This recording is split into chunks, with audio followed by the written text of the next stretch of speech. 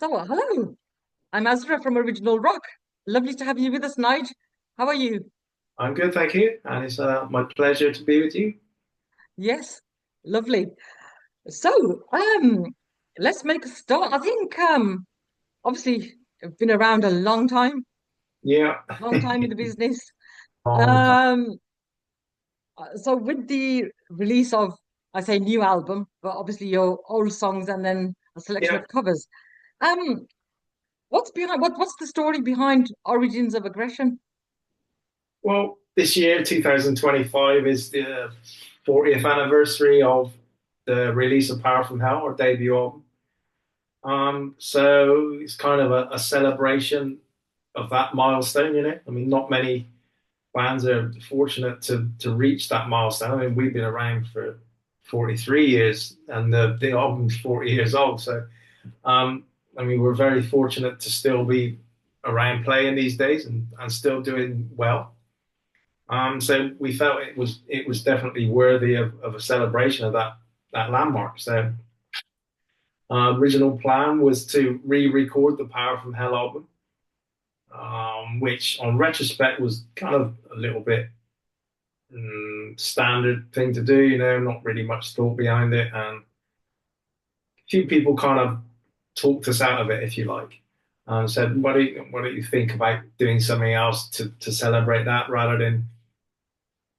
I know it's not the best sonically sounding album, but a lot of people kind of hold that album in high regard and maybe don't want to hear the whole thing redone. So we sat down and sort of knocked a few ideas about it and come about why don't we basically tell a story of where Onslaught came from, what made the band form, tracks that led us up to writing Power from Hell, The Four Sanity, In Search of Sanity, if you like. So all of those covers played a massive part in influencing Onslaught's inception and the um, the tracks that followed. Hugely inspirational for us, these tracks, and each one played a big part. You know, so there's a good story behind each track, and we thought, well, as it's a special landmark, let's re-record tracks from the three albums from 82 to 89 so that the fans can hear a good mixture, maybe kind of like the best of, if you like. You can hear those tracks sound sonically the same rather than Power from Hell being quite dirgy and dirty and um, then The Force and then In Search of Sanity being very polished and too clean. So each track from each era now sounds the same. So it's kind of easier to listen to if you like, and the response has been superb. Yeah, I think it would be because you're one of those bands that people hold very dear, I think. And I think with thrash being a genre that is much maligned, I think, in the industry. Yeah, I mean, I don't know what your view is on that, being on the inside, and being an artist. But I think um, growing up and listening to metal, for me personally, um, the friendly rock was the thing. yeah, And yeah. thrash was never radio friendly. No, Yeah, so thrash was kind of the punk rock of the mid '80s, if you like, and yeah, later on. But yeah, I mean, for me, it's my favorite genre of metal, of course. I think that's yeah, why I play it, you know. But yeah. yeah, I mean, as you say, it can be a little maligned, I guess. But Mm, I think that's kind of unfair because yeah, it can be when it's done well. Is for me is the best music there is. So yeah, a yeah. little unfair on that. But no, I mean Yeah. we've had a great time. I mean we've Mm. always stuck to our roots pretty much, and we continue to do so. So you're going to know what you're going to get with Onslaught. It's not I going to think be so. Mm. some brand new style of music that's going to come out like you've never heard of. You know it's going to be heavy thrash, and that's it. Yeah, yeah. It's great that we've got such a variety, to be quite honest, Yeah, I mean and I think it's yeah, each of our albums sound different, so yeah, we always make a conscious effort to make each album different from the previous one, rather than just turning out the same album yeah, two or three times. You know, which And I think leaving fairly decent gaps between albums helps that, gets new influences and ideas. So Yeah, it's worked well for us. yeah. So the songs that you covered on Origins of Aggression, why did you choose those particular songs? Like I said, each song has its own story behind why it's covered. They're not just random picks. Mm, If you, some of those tracks, especially like GBH and mm, Discharge and Exploited and the Black Sabbath one, are tracks that we used to play at rehearsal a lot. Just when you'd get in the rehearsal room, like just warming up to write or rehearse whatever you're doing. You just start jamming cover tracks and things like that, and whoever yeah, was around with us would come up and do some vocals. Like one of our best friends, he was our main roadie for years. He used to love singing the GBH song, so yeah, we'd always jam that in rehearsal so he could come along and sing "Give Me Fire" or "Sick Boy" or something like that. yeah, And yeah. so that's kind of why those tracks are included. I mean, apart from being massively influential on stuff. Mm, I used to follow those bands all around the UK when yeah, before we started Onslaught. I used to follow them as a fan. Go around, yeah, sleep rough, try and blag some guest lists on there, and what have you. I followed done that for about a year, 18 months. Me and Paul Hill, who formed Onslaught, we used to do that. We had a lot of fun doing that. It was good. yeah, I mean, that's why those particular bands are included on there because they are a massive part of our lives when we were younger. yeah, yeah. Um, Things like the Sex Pistols, Mm, um, probably the most influential track and influential band on that Origins album, because Holidays in the Sun was the first so-called punk track I'd ever heard. It's kind of like 12, 13, the listening to Bowie, T-Rex, The Sweet, and stuff like that. Then all this hype came around about Sex Pistols. So got to check it out. All my mates were buzzing about what's this all about. So first day of release, rushed to the old record store, bought the album, took it home, and it was like put it on, and this was like, wow, what the hell is this? Nobody had ever heard anything like it before, because there was nothing like it, and it changed my life. It really did. I got massively into punk music, and then the obviously the image that followed that, even though I was only like 11 or 12. Um, Completely changed my attitude to life. Annoyed my parents massively, no doubt. Uh, but yeah, I mean, it shaped my whole life following that, and it still does today because I've just followed that path. And without that particular album, I don't think there definitely wouldn't be no Onslaught, maybe no Metallica, Anthrax, or Slayer either, because they were yeah, that influential. They obviously influenced the second wave of punk bands, which then influenced the thrash metal scene. So, and particularly Holidays in the Sun, which was the opening track on Nevermind the Bollocks. That's why we've covered that track in particular, because it was just a massive part of my life. yeah. I must admit, my dad was not happy when I came home with Wasp, the Headless Children. Okay. Yeah, I mean, imagine 1977, though, the Sex Pistols, when that came out with the sleeve, it was like, back then, it was complete outrage. Yeah, of course, yeah. But this is what I'm trying to say. Like, with metal as well, it just outrage seems to follow it wherever it goes. There's always something, isn't it? Either people don't get it, which kind of leads to my next question that a lot of people will say they don't get a musician or an artist or a song. So what is there to get about you and Onslaught? What was there to get? Wow. Um, I think I tried to follow on the path of all my influences, basically. The lyrics are very opinionated, they're very kind of strong. Um, Particularly, I think the last album kind of got a little, I wouldn't say not political, but it was kind of anti-political, if you like. Particularly Bow Down to the Clowns, it was about what was going on um, with our government. at the time. That was the album was made in lockdown, so there was lots of things to write about then, which were rather unpleasant. So, but yeah, I mean, want to be a little bit controversial. We've had a few problems in the past with kind of religious groups against us and things like that, which is kind of strange. But it's if you're going to write music and lyrics about the things we do, you're gonna court a reaction somewhere or a backlash. But that's all part of being in the music. I don't want to play safe with the lyrics. I don't want to play safe with the music. So if you're going to listen to one, you know you're going to get something kind of edgy. Um, so yeah, I just like to be seen as somebody who doesn't play it too safe.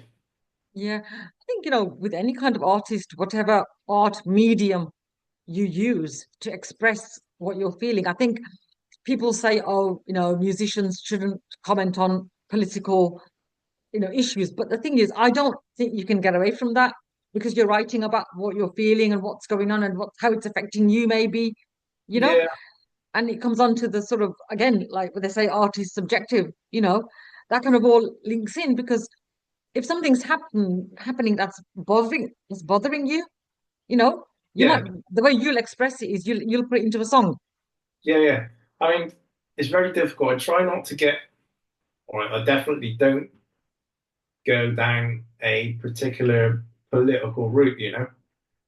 As I said, I'm more anti-politics than anything. I sort of come from an anarchistic background where you don't see eye to eye with any kind of politics as such, because I think I'm kind of bad move, and you see lots of musicians getting a backlash where they kind of follow a certain politician or a political group, and you can't. You've got to realize that all your fans have different political beliefs. Not everybody follows the same path. And why would you want to alienate your fans, you know? So I think it's probably best to steer well clear of following a direct left or right politics. Um, and I just prefer to be anti, so it gives me more Yeah. reason to protest. Yeah. So you've got the tour starting in a couple of days. Yeah. How's the packing going, and what have you packed to remind you of home? I've just got to finish it off after this interview. I've done most of it now. Um, Guitar's still got to go in the case. Um, it's been a long time since we've done a full tour. Um, Yes. Over 5 years now, because I've been away. I had to step back from the band for a few years through health Yes. issues. Yeah. Guys were mainly doing festivals over that period, so it's been quite a while, and I kind of forgot how to tour probably. So yeah, it's kind of what do you need? Phone charger, phone, toothbrush, and your guitars. You can get away with everything else then. But I'm bound to forget something. Passport, yeah, that would be kind Oh, of password. I think that would help, wouldn't it? Yeah. helpful, You yeah. got to take some snacks. You got to take snacks from here, I think. Because sometimes people say, oh, they miss a lot of stuff. You don't get the same quality of snacks abroad that you get here. I never think of that. That's one thing I never do. Take snacks with me. Because you can always find. I mean, we're kind of Germany heavy on this tour, so Mhm. there's a lot of nice kebab shops around in Germany. So you can always get something late at night, I guess. But yeah, no, I don't want to. I don't eat too much anyway. But Yeah. like I said, a kebab at the end of the night would be good, and I know we're pretty safe in Germany with that. Yeah. Yeah. But I So, will, I mean, I yeah. will forget something. I'm bound to forget something. You have to write it all down, Nige. Write Yeah, it down properly. uh, Yeah. I'm no good at lists. So, what do you think? I mean, obviously, you've said not toured for a long time, but thinking back maybe to when you did tour, when you're on stage and the show's just about to start, everyone's kind of in position. Yeah, What's going through your mind? And you see, the room's filling up and, people are there and all the rest of it. that's a good question actually, because I don't get nervous. I never suffer from nerves or anything like that. I think it's just kind of making sure for me, the first kind of 20, 30 seconds are very important because it kind of sets the tone for the rest of the show. I think if you make a massive balls up at the beginning, it sticks in your head. So I'm very conscious of trying not to make a mistake early in the set because then just relax in and carry on. But if you make a mistake, it sticks with you. Then you make another one about 5 minutes later. So yeah, I mean that's what I concentrate on the very first 30 seconds of the set. I mean, obviously you've got to project yourself when you come out onto the stage, but for me, that first half minute is crucial. So Yeah, yeah. Oh my gosh. I think I'd just be nervous. I say that not faced an audience. I mean, I'm nervous doing this. yeah, yeah. I mean, the more people there, the more relaxed I feel, really, because it's you've got a great audience, and it's just Yeah, up to you now to entertain them and get them on your side. So yeah, yeah. That's true, I suppose, as well. I think, yeah, like you say, because people have known you for years and years, so it kind of, I suppose that helps. yeah, yeah, Yeah, yeah. I love playing to big crowds in yeah. particular. So what about audience reactions over the years then? The good, the bad, and the ugly. What was like your best, worst, and sort of, you know, We've had some mad ones, I must say. Loads of mad ones. I mean, in Bristol, we're still banned from. We got a venue called the Colston Hall. It was a big um, concert theatre. We played there in 1986, I think. Um, it was all over the local headlines the next day, or the front page of the press. The place just got absolutely destroyed. oh my We gosh. did warn them before to remove all the seats at the front of the stage, but Okay. they didn't listen. And it was that mad. All the security just left the building. The security ran. It was absolutely insane. There were bodies flying off balconies and off PAs and stuff. It was like incredible. And things in the end, we actually formed our own security company because things got so mad in like the mid 80s. The, Yeah, the the crowd responses were crazy. Like, and a lot of the security people in venues didn't know how to react and handle it. So that all they would do is yeah, just start hitting people and throwing them out when they all they were doing is having fun, really. yeah, So yeah, we formed our own security company to deal with things properly and let everybody do it safely, and it worked yeah, amazingly. And other bands were using them after that. So, but yeah, some of the South American stuff has been pretty off the scale mad, as you can yeah, imagine. yeah. Yeah, I do have heard the fans over there are very, very enthusiastic to say the least. Yeah, slightly. We played one show in Chile with Overkill, Yeah, and we did a warm up one the night before. Both shows were in Santiago. Um, but at the end of the show, I think Sai said, "Oh, we'll see you all tomorrow night." And a lot of these, I mean, I don't know why they weren't going to the next night. Maybe it was too expensive. I don't know, but they seen that as an invitation from Onslaught to come to the show the next night, which we assumed they'd be there anyway. So we're kind of two songs into the set, and I guess there's like 2,000, 3,000 people in there. And all of a sudden, you see this massive commotion at the back of the room, and the audience split, and like loads of people come charging in, and then it all settles down and just kicks off as it does. So we finished the set. It was so hot inside; it must have been like 40 plus degrees in the building. We're just running. We can't stay and watch Overkill. It's just too hot. So we leave the building, and they got these like say 10 foot, 12 foot high, massive steel doors, and there's like police everywhere. Um, and these doors are hanging off the hinges. There's like police everywhere, and the doors are like ripped apart. It's like, what's going on here? Load of Onslaught fans like stormed the building, fighting with police and the bouncers, and ripped the doors on. That was what the rush came in. They broke the doors down and rushed in. So they taken the invitation of "We'll see you tomorrow night," literally, and oh just my God. stormed the building. It was incredible. These doors were huge. They were like nearly a foot thick, 12 foot high. and they were just hanging off. Unbelievable. Oh my gosh. I mean, Chile's a pretty insane place for shows. Yeah. Yeah. I have seen it like reviews from other bands and that how they are.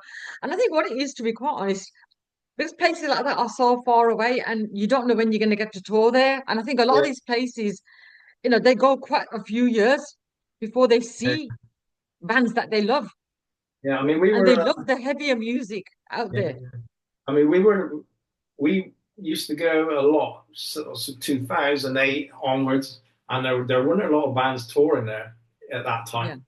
Now they seem to be flooded in South America with bands, but at that point there wasn't a lot of bands going. We kind of got in early and got a reputation, you know. So I guess the responses were even more insane because of that, you know. So Yeah.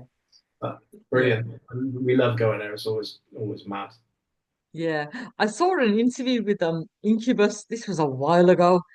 And they were saying something about like the South American fans. And they said, like fans, like they have their favorite songs, they'll sing along, they know the words. Yeah. But in South America, I can't remember which country they were in, but they were chanting the riff. All It's like, right. That's a new one. yeah, Wow. that's how much you know, they they respected the band, they loved the Oh songs, yeah. and that was their interpretation, Yeah. Different you level. know. Real different level over there completely. Mm, Love it yeah, there. It's amazing. yeah. We're kind of spoiled over here because we do, thankfully we do have it's still a quite a healthy, despite all the issues, which there are a lot of, we Yeah. do have a lot of bands touring still here Yeah. and we can get to see them. Yeah. So yeah, Yeah. that would be my go-to place if anybody said you need to go to on tour, where are you going? Let's go to South America because Yeah. well, you've got great weather, great food, and great fans. So Yeah. Definitely. They are. I've heard a lot of positive stuff from coming out of there, definitely.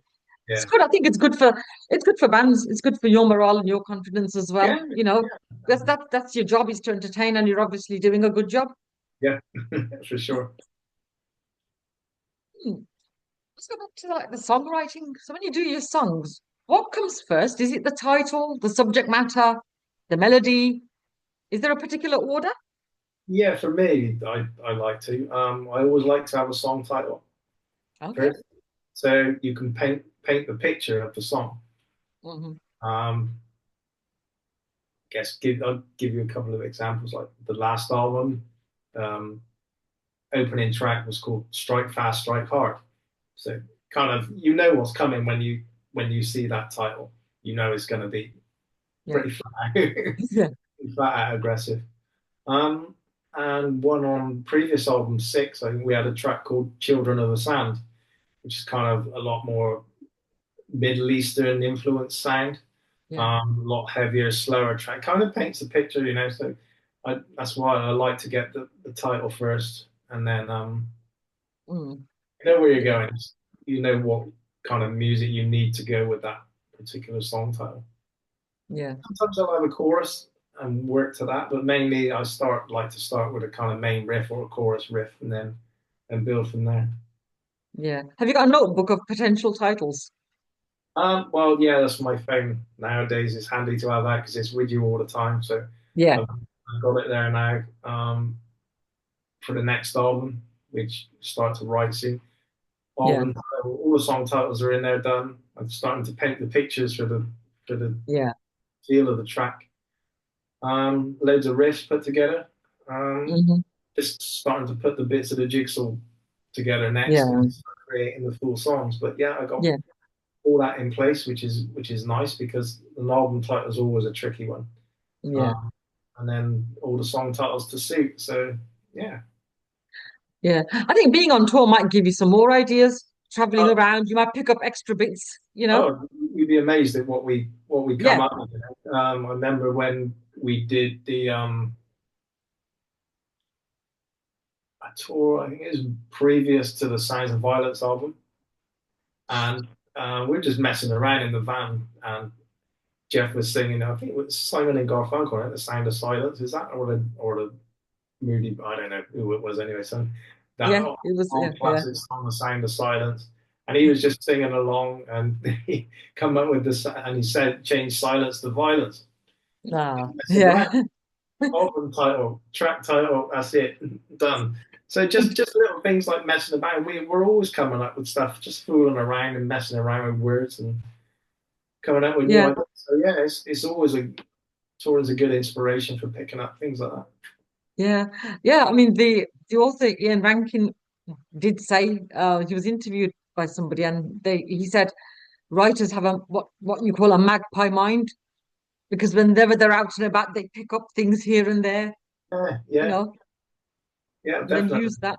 Yeah, Yeah, I mean, I done it back in the day on the Force album with we got a track called "Let There Be Death." right. Um, well, it obviously derived from "Let There Be Rock" AC/DC. So Yeah, you just twist on things, twist on words and things like that yeah, that you see, and just pull it about and make it your own. You know. yeah, yeah, definitely. Um, Kind of linking into that, is there a subject matter that you would never write about? Mm, hmm, it's a tough one. It's always Or maybe you've started writing something and then you've thought, oh, hang on, I don't want to do that. Or, no, not really. I mean, obviously, all things pretty and flowery aren't going to make the Onslaught record. oh, it's a Um, shame. um, no, I don't think we've ever crossed onto anything and I thought, no, I can't do that. I don't think there are too many boundaries we set ourselves in terms of being a bit controversial, as I said earlier. Um, and if you do, you've got to be careful how you approach that. So, I mean, Slayer, for example, on Angel of Death track, I mean, it was singing about what actually happened, not they weren't glorifying it or whatever. They weren't taking a side on it. They were just giving a narrative to the things that happened, you know. And I think you've got to be careful if you take it the wrong way, it can come across completely bad, if you like. No, I've not really done anything I regret, and I don't think. No, I can't think of anything we've started work on and took it away really. So Yeah. I think ties in with like creative freedom, doesn't it? There's a lot of yeah, talk about, freedom of speech, freedom of expression, yeah, and those issues which obviously they're in the news every day now. People get very easily offended and they don't want to, or they just get the wrong end of the stick. But at the end of the day, I think there are subject matters that need to be discussed, whether you like it or not, I think. it's something it's in the back of my mind at the moment. Um, when I write the lyrics for the next album, because it's going to be very anti-political again. Yeah. And you see what's happening to some people getting locked away for just making a comment on Facebook. It's like, really, am I going to get targeted for what I'm going to write on the album? Is it going to get um, banned from going on YouTube? You don't know. How far are they going to restrict us? And Yes. that's kind of worrying because we did it sounds really stupid, but the video we just done for In Search of Sanity on the Yeah. Origins album, um, there was there was nothing bad in it. It got No, flagged. no.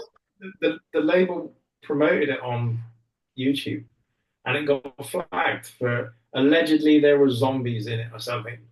It wasn't because Jeff, our bass player, made the video, and it were like theatrical masks. There wasn't no zombies. I mean, why ban a zombie thing anyway from promotion on YouTube? I mean, it's just getting ridiculous what you can and can't do. So we contested that, and it got overturned, so we were fine. But Yeah. you never know. I mean, you could spend thousands and thousands on a video. Next thing you know, it's been banned on YouTube, or you can't Yeah. promote it on YouTube. It's like so. Yeah. It is slightly in the back of my mind what's going to happen. I mean, I do Yeah. write some strange things on social media sometimes, and I think, am I going to get a knock on the door? I don't know. So you just have to take that chance and see where it goes, really. But I can't be silenced, that's for sure. Yeah. I mean, it reminds me of like Cradle of Filth because they're very, in your face with their videos and their lyrics, and they always have been. Yeah, yeah, And I actually love the stuff that they do, and I love the new album. You yeah. know? No, And if I you've mean, seen the videos for that, if you've seen their videos, they don't hold back, not at all. no, I mean you can. I mean, it should be. I mean, it's as you said, it's artistic freedom and freedom of speech. You can't be limited. I think they're going to try. They're trying. They say they're not, but they are. Yeah, Um, so we just have to see where it goes. But I'm not going to change because of it. I yeah, didn't particularly yeah. want to get locked up for it, but I'm not going to change for it. No, I actually like the new In Search of Sanity video. I like the whole I think I put it in my review. I actually like the whole kind of isolation, the abandonment. You know, there's a lot of abandoned buildings and people go and video these abandoned buildings, Yeah, and I that's mean, what it reminded me of.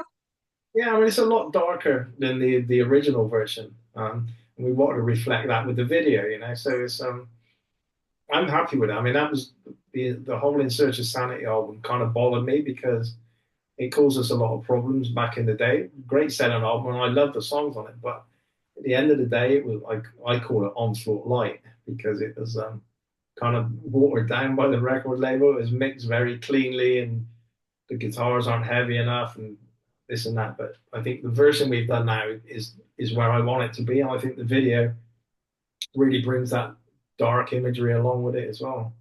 Yeah, I think that's really sad because if you have to kind of it kind of goes against your nature, doesn't it? Because you know that you're a thrash musician, Yeah, and like you say, you know it's going to look a certain way and it's going to sound a certain way. yeah.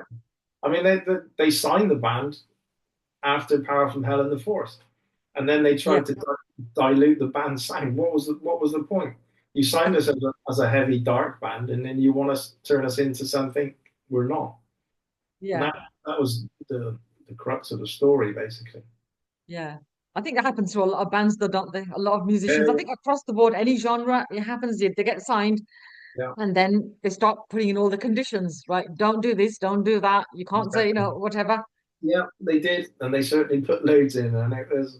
I think it led to the band splitting. I think in the end, Yeah, really, because it, as I said, it sold amazingly well, but it was kind of divisive with the fans at the same time. yeah, So the earlier fan that loved the first two albums really didn't take to that album, but it gained us a yeah, whole new bunch of fans at the same time. So it was kind of weird, but yeah, it yeah. did lead I to the think, yeah, band splitting up. I think in the end. yeah.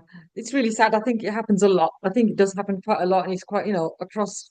Yeah, And like you say, sometimes it's the fans. If the band decide to do something a little bit different, yeah. you'll get the fans sort of, say, well, I don't like them anymore. They're too, whatever you've done, they don't like it. But now I've been through it. You don't really see it. If you see a band that's changed direction massively, was it the band or is it the label?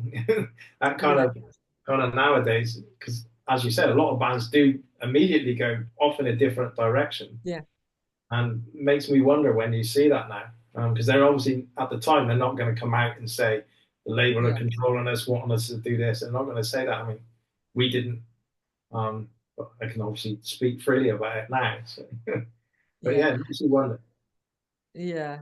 Actually, that leads really, really nicely into the next question. That what are your thoughts on the shape of the industry now? Because obviously you've been in the sort of the thick of it for a long time. So when you started out, obviously sometimes because there's a lot of expense, so you need the backing of a record label and management to try and get through. Yeah, I mean, I mean, you see a lot of things online now. Who needs record labels and stuff like that? Yeah, We do. Bands need them. I think to try and go it alone, unless I think the only time you could go without a label if you're a mega band, you yeah, can hire all the PR people, you can do everything you want as long as you got the money. If you're a band starting off, you must have a label. I don't yeah, see how you can probably self-finance the recording, but you're not going to get the marketing power of a good label behind it. I mean, like, with I know we did it in lockdown, but with the Generation Antichrist album, I've done over 200 interviews, yeah, and that was down to PR people and the record company. This album, I've been doing interviews now for 5 weeks. Been doing so many interviews. You can't, you just cannot do that if you're self-promoting and stuff. You just haven't got the contacts. You haven't got the power to get these people to come and interview you, you know. So for me, labels are still massively important. Obviously, finances have changed a lot, and budgets, but I don't think without a label, you'd get nowhere. I mean, you got the distribution, obviously, license deals in Japan, license in America. We've actually got American office with our label now, in Europe and South America. So if you're trying to put that together on your own, I'd say it's near on impossible. I wouldn't ever want to take the risk of self-releasing. Yeah. It's a global effort, and there's a lot of, I think, what sometimes people don't see. I think with me, I approach it as a fan first, Yeah. and as a writer, secondary, kind of comes secondary, because I've always loved the music, and I've only Mm. started working in the business recently. So approaching it as a fan, there's still a lot that I'm learning, because you don't see behind the scenes what goes on. Now I'm seeing it. I'm seeing things that, oh, this is how it actually works, and Yeah. this Yeah. is what happens, and Yeah. it's a lot of work. It Oh, is. It's yeah. a lot of work. Yeah. Massive. No, I'd never be without a label. I would never recommend to a band to not have a label. I mean, having just signed to Rain Phoenix. I mean, Yeah, I mean, it was great with AFM, but Rain Phoenix seemed a big step up. And they've been amazing so far. So can't fault what's yeah, going on there, you know? yeah, yeah. Again, obviously everything is online now. Would you say that's a necessary evil? Yeah, unfortunately. Um, yeah. I mean, you look at our streaming numbers for Spotify are 25 million. So Wow. you can't argue with that. I mean, Yeah, if you add um, Apple into that as well, it goes up even more millions. So the streaming numbers are just ridiculous. So you can't do without it. It earns us nothing. Obviously, takes money away from us. But what do? You need it to be able to go out and tour, because it obviously builds your fan base massively. So yeah, it's a double-edged sword for sure. I think vinyl sales and CD sales are picking up again. I don't know what extent they will ever. They're certainly not going to come back to 30 years ago level, that's for sure. But yeah. I think with vinyl, there's a lot of cost involved as well, though, isn't it? There's a lot of the costs for that are quite extortionate to actually create the vinyl and get it done. So I think, although it's being done, some bands are doing it, but like you say, is it going to be more of a regular yeah, I thing? mean we've been I think we were number one in the Amazon charts for thrash and speed metal this week, and number four in the general overall metal charts, which was amazing because when you consider we're up against single albums, ours is a double album. Yeah, Um, so obviously a lot more expensive, but we're getting those chart positions on the Amazon sales. So it's a nice indicator that things are going right on this record, you know. yeah, Yeah, so just wait and see what happens next week. yeah, Now yeah, the fans are getting involved because obviously the press has been cool and the reviews have been great. So yeah, it's down to the fans now. yeah. Um, of the bands that are around now, I mean, are you able to have time to look at what other bands are around, and which bands do you like that are sort of really either new bands, or maybe the bands that have still been in the business a long time, like you have? Yeah, I don't check out a lot of new music to be honest. I really Mhm. don't have time. Yeah, Um, I like Lamb of God a lot. yeah. Um, Exodus and Testament are still up Oh, there. oh, I love Testament. I love Testament so much.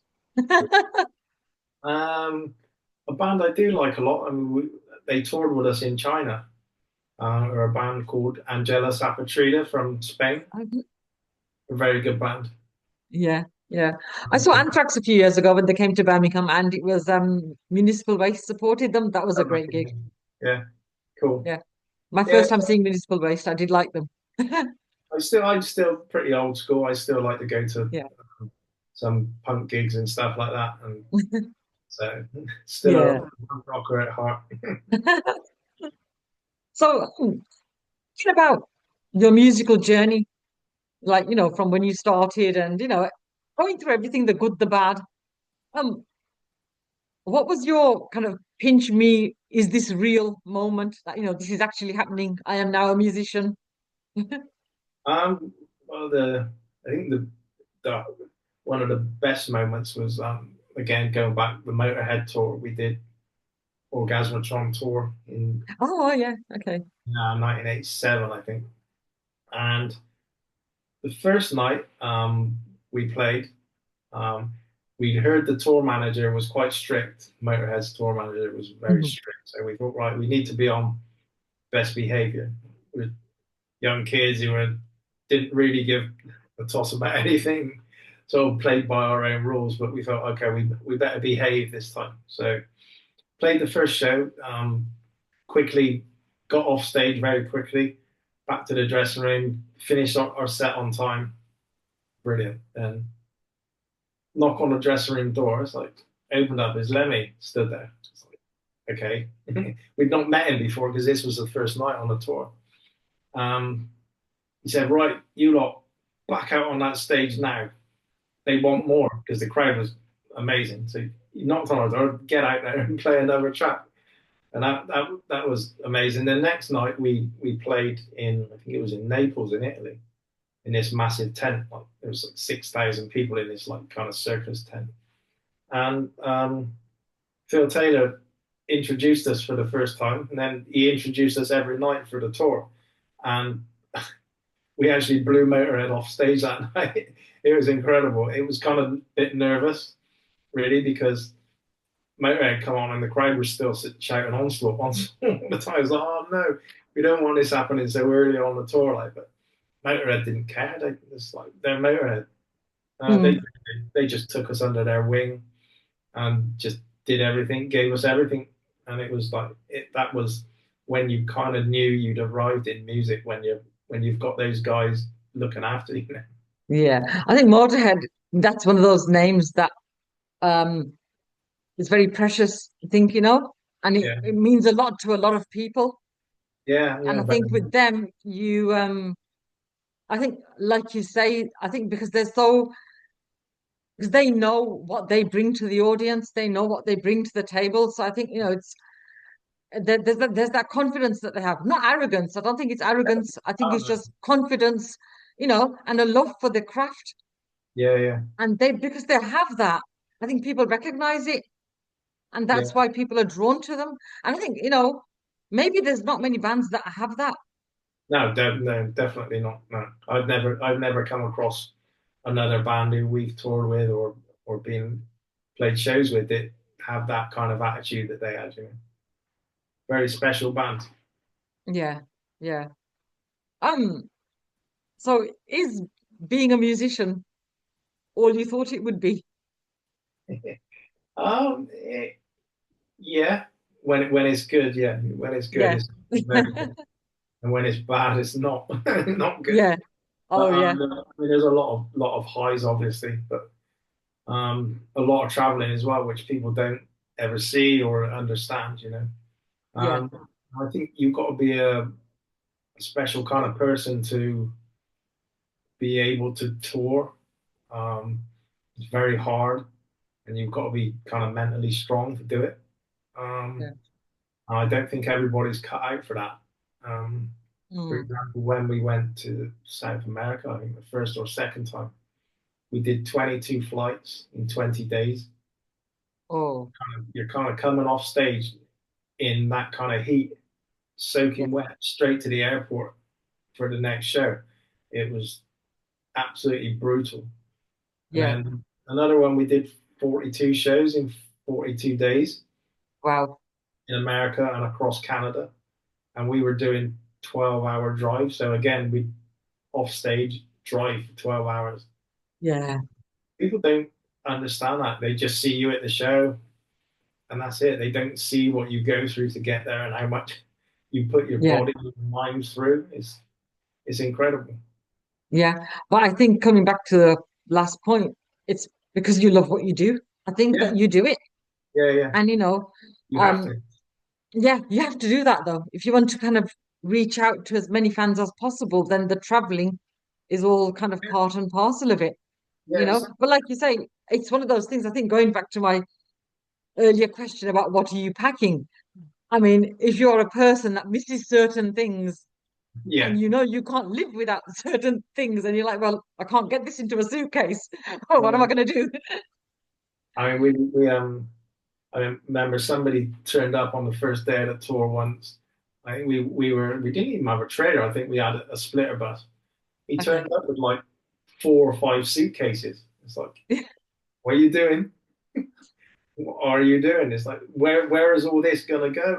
Like, gonna have to send it back. He had to send 4 cases back.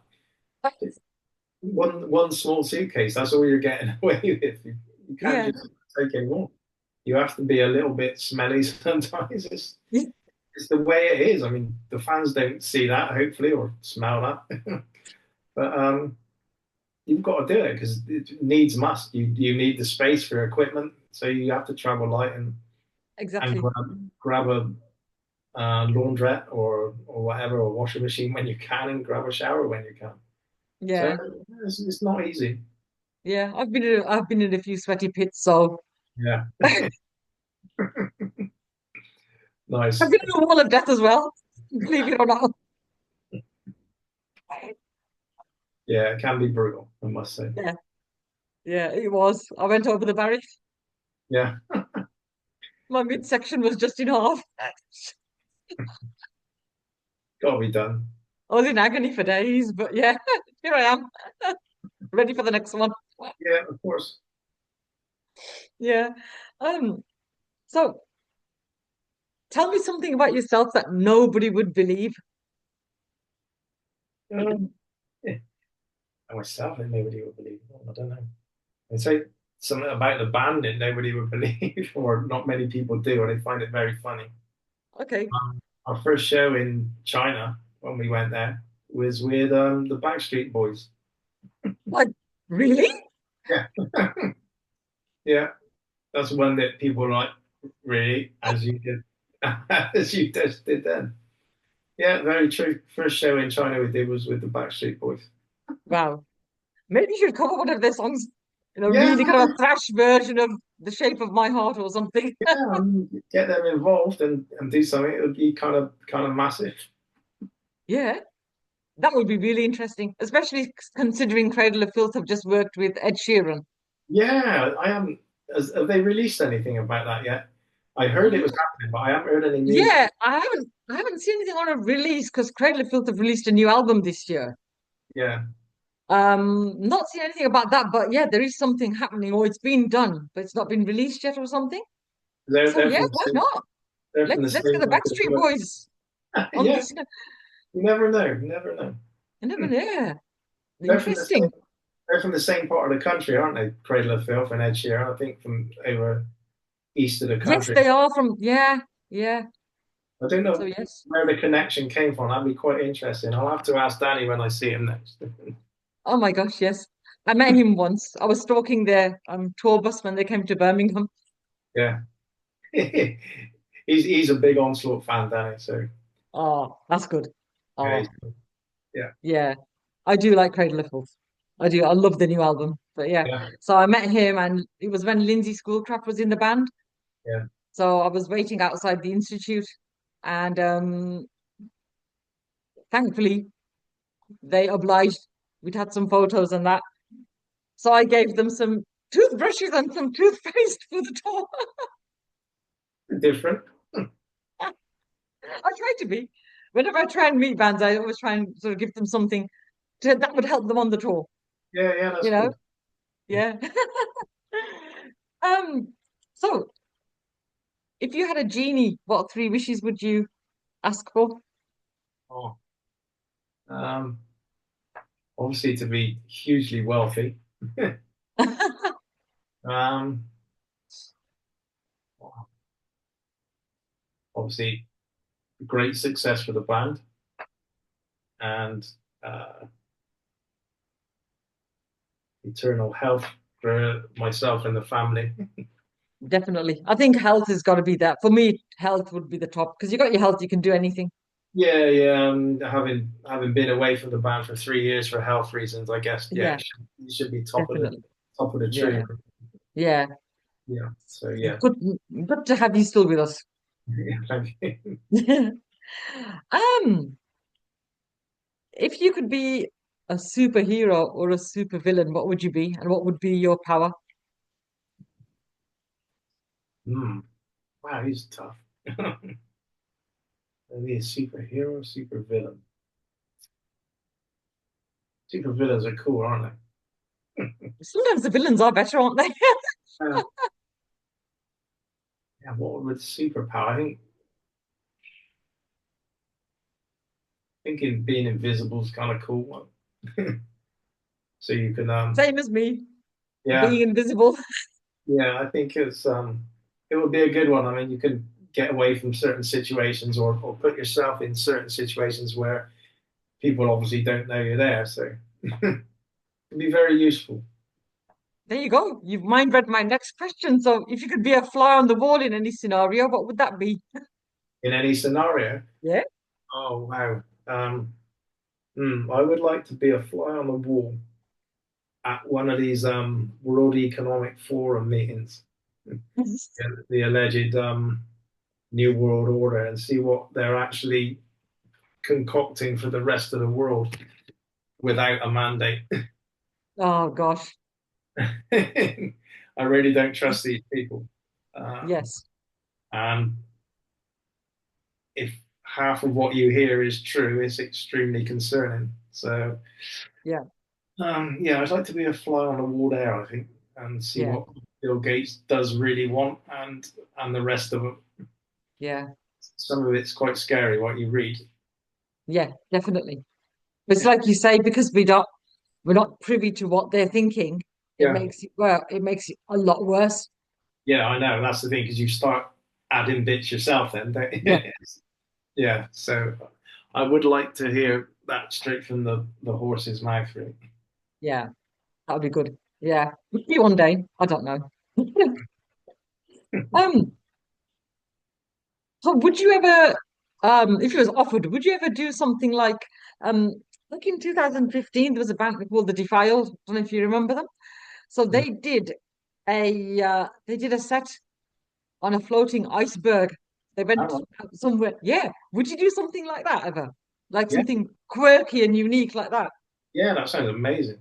Yeah. Yeah, that's really cool. Um, Yeah, it was really good. I really enjoyed it. I mean, obviously, I was sort of sitting with the central heating on, and they were standing on an iceberg. But yeah, I never heard about that. That's cool. yeah, I I know think it's available on YouTube. It is available. You can watch it. I So know they were on a yeah, Metallica went to Antarctica, didn't they? I know they done something down there. I don't know if it was a gear. I think they took some yeah, fans down there, I think, but yeah, it'd yeah, be yeah. get What chatting do you to think Elon. you'd like to do? What do you think? What would you like to do then? Something like that. What would be a really quirky or unique place do you think you'd want to play? It'd have to be on the moon, surely, wouldn't it? I think to get in touch with Elon Musk, see what he's doing, whether we could do Mars or the moon. Well, that would be kind of cool, I think. Um, Yeah, yeah, floating through space. yeah. I mean, that would be very different. But yeah, I think that would be cool. Actually, Yeah. first So band, first band on Mars, yeah. especially with my name as well, quite apt. So Well, there you go. Yeah, yeah. Um, what do you do for fun? Any hobbies or interests outside of work? football is my main Ah, interest yeah, outside of the band. So yeah, I've been going to football with my sons for since I can remember, since they were little. So yeah, yeah. that's my main thing outside of football, outside of the band. Who do you support? Chelsea. Ah, Yeah, we've been season ticket holders for like, since I don't know when. So yeah. My yeah. brother's a villain. Okay. Cool. Amazing. A Yeah. little bit disappointed at the moment, then I guess. Yes. Yes, they are. But yeah. No, We're he's happy. been sticking with them through. Yeah, we're all happy right now. And we got a cup final tomorrow night, so Yeah. we're in a good place at the moment. Yes. Yes. Let's hope so. Yeah. If you weren't in a band, what job do you think you'd be doing? I know what I'd be doing because I run a construction business as well. So I do a lot of work for disabled people. Oh, okay. The local authority, we subcontract for them and do disability access work basically, Okay. which is Yeah. kind of really nice. It's rewarding and being able to Yeah. help people and see what your work does to help people with their mobility and stuff. So Yeah. Yeah. yeah, it's kind of That's cool. kind of similar to what I do because I'm an exams invigilator and I work with children with access arrangements. All right, okay, cool. So yeah, doing all the inclusion work and things like that. So I'm kind of like, Been doing that now for yeah, 20 odd years, so yeah, in yeah, between. So it's cool. definitely, definitely. I think it's a lot of people a lot worse off than we are. Okay, yeah. You Some of know, the things you see is really, really sad, So, but it's awful, if you can help that little really. bit. It's all good. Yeah, definitely. Yeah. Hmm. If you ever went on Mastermind, what would your specialist subject be? Punk rock. I think anything I'm very knowledgeable or Chelsea, one or the other. But I think Yeah, my eldest son's got a bit more knowledge. He knows everything on Chelsea. He's like complete stato on them. So yeah, yeah, I think punk rock would probably be my most knowledgeable. yeah. So, The thing with me is I like to think I know a lot about music and metal and the industry, but I think once I was in that seat, I'd know nothing. yeah, I think I'd just go blank. yeah, yeah. Yeah. I don't think I'd like to do that. I mean, it's like watching Who Wants to Be a Millionaire. You Yeah. answer loads of the questions, but I guarantee you, if you went on the program, you Yeah. Exactly. That would be me. I can do all the quiz shows sitting at home, but I don't think I'd be able to do it if I was really there. yeah, that's it. Um, so this is a strange one, but I did ask one of the other bands that I did interview earlier. Have you ever had an out of body experience? Um, Kind of weird. I don't know if I died or not. I had a car crash. Wow. And seen the proverbial bright Mm, light. Um, that was about it, really. But what that mm, meant, I don't know whether it was a street light, or yeah. whether it was just. I think it was the bright light in front of me because I wasn't looking down, so that was kind of weird. Yeah. Luckily survived that. So, but yeah, Yeah. that was the only kind of really spooky thing that I've had. Yeah. Wow. Yeah. I don't want. Yeah. Yeah. Do you believe in ghosts and apparitions and things like that? Or have you actually seen a ghost? No, I haven't. No, I kind of like to believe in it in one way Yeah. or another. I do believe there's some kind of afterlife. I don't think we Yeah. just die and that's it. I'm sure there's some kind of spirit world somewhere. There has to be. I'd like to think so anyway. Yeah. Sorry, my cat's just turned off. He's gonna jump on the laptop in a minute. I'd lock mine out. No, did close the door, but they just push it open and yeah. So you can hear him purring. So get over there, go on, sit there. Sorry. Um, ask yourself a question that you've never been asked before. Wow. Been asked all sorts. Some real. Mm, can't honestly think of anything there. That's no. Is this something that you would have you ever walked away from an interview and you thought, oh, why didn't they ask me that? Or has that ever happened? No, I don't think so. No, no. Uh-huh. Okay. I think we'll wrap it up in a minute. Before we do, I think a message for the fans and the listeners. Um, just like you all to kindly check out our new album, Origins of Aggression, came out May 23rd last week. Um, and I think it's very interesting for you guys to have a listen to see what it's all about and see where the band came from. As I'm sure many of our fans would have been long-time fans from back in the day. I'd just like to say a huge thank you to everybody who's followed Onslaught from the beginning, and maybe even from just Generation Antichrist. Your support really very much appreciated and means so much to us because without you, there is no Onslaught. So thank Yeah, you all. it's good. Yeah, it's good to have that backing, I think. Definitely. When you're going out to do a job like this, it's hard enough, I think. Yeah, yeah. And to have, a loyal fan base, I think that's definitely a positive. Oh I yeah, for think sure. so. Yeah. Well, thank you so much, Nige. It's been brilliant talking to you. Yeah, And I cool. wish you well for the tour. Wish the Thank you. band well. Hope it all goes really well for you. Yeah, cool. I'm sure it will. And maybe catch up again soon. Yeah. As we go and pack my last little bits away now. Yes. I'll Yes, you do that. get my passport. Take some snacks. Okay. Believe me, take some snacks. Yeah, You're gonna remember this. Take some maybe not. biscuits. I'll wait till we hit McDonald's or something. Okay, you take care, yeah? Yeah, and you. Say hi to everyone. Yeah, See wedding. ya. Bye. Bye. Bye.